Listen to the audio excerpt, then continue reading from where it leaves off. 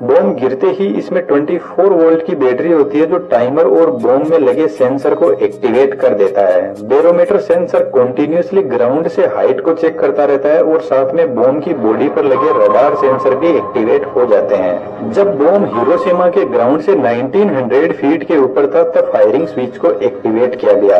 यह switch igniter को on करता है जो स्पार्क जनरेट करता है और इस स्पार्क के सामने कोरोडाइट पाउडर से भरे हुए सिल्क के सिलेंड्रिकल बैग होते हैं। कोरोडाइट एक स्मोकलेस प्रोपेलेंट होता है जिसमें स्पार्क से एक एक्सप्लोजन होता है। इस एक्सप्लोजन के आगे टंगस्टन कार्बाइड डिस्क लगी रहती है जिस पर इस एक्सप्लोजन का जबरदस्त फोर्स आता है और इस डिस्क के आगे एनरिच्ड यूरेनियम 235 की सब क्रिटिकल मास वैल्यू रखी जाती है जो बीच में से खाली रिंग जैसी होती है जिसका वजन 38.4 kg है। अब एक्सप्लोजन से टंगस्टन कार्बाइड डिस्क 300 मीटर पर सेकंड की स्पीड में यूरेनियम को लेकर आगे बढ़ती है और फ्रंट साइड में एनरिच्ड यूरेनियम 235 को ही सिलेंड्रिकल फॉर्म में सुपर क्रिटिकल वैल्यू रखी जाती है जिसका वेट 25.6 kg है जो एक्सप्लोजन के लिए तैयार बैठा है। यहाँ पर एनरिच्ड यूरेनियम की सुपर क्रिटिकल और सब क्रिटिकल मास वैल्यू को रखा जाता है जिससे क्रिटिकल मास को अचीव किया जाता है और क्रिटिकल मास वह वैल्यू है जिस पर यूरेनियम फिजनेबल बनता है, अदरवाइज न्यूक्लियर फिजन की प्रोसेस इसमें शुरू ही नहीं होगी। तो जैसे ही यूरेनियम की रिंग स्पीड में आकर इस सिलेंडर में फिट होती है तो पीछे की तरफ इनिशिएटर लगे रहते हैं जो न्यूट्रॉन्स को इंजेक्ट करना शुरू कर देंगे जिससे न्यूक्लियर फिजन की प्रोसेस शुरू हो जाएगी।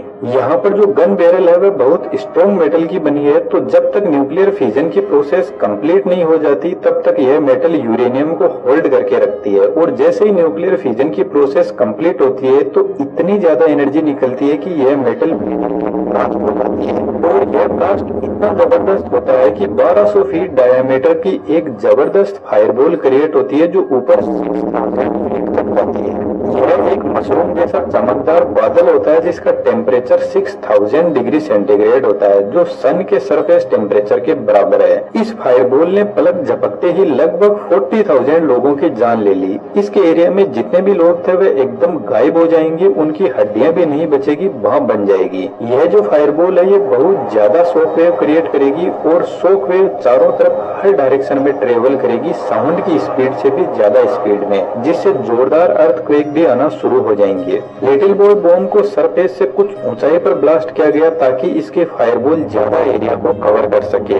ब्लास्ट होते ही टेम्परेचर इतना ज्यादा हो जाता है कि यहाँ पर जो हवा थी वह गर्म होकर उड़ जाती है जिससे यहाँ पर वैक्यूम क्रिएट हो जाता है।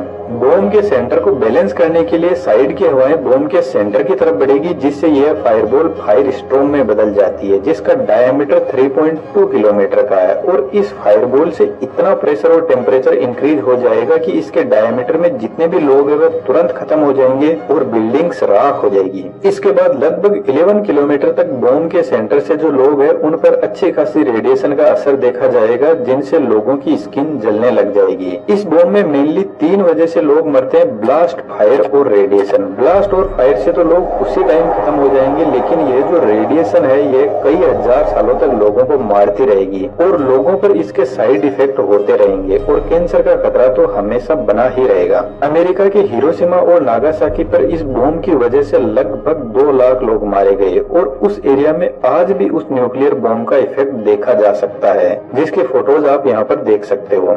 ओपनहाइमर को अपने इस आविष्कार को लेकर बहुत रिग्रेट था और उन्होंने इस न्यूक्लियर बॉम्ब पर बैन लगाने के लिए बहुत कोशिश की लेकिन वह कर नहीं पाए। अब आप ही बताओ ओपनहाइमर हीरो है या villain? 1 kilo uranium price $7 million का है फिर भी हमारी अर्थ पर 12,500 न्यूक्लियर बॉम्ब अवेलेबल है। आज 10 से भी ज्यादा कंट्री के पास में न्यूक्लियर बॉम्ब है। पिछले 80 सालों में से किसी भी न्यूक्लियर बॉम्ब का यूज नहीं हुआ लेकिन फिर भी हम इंसान एक हाथ में पेट्रोल और एक हाथ में जलती हुई माचिस लेकर घूम रहे हैं।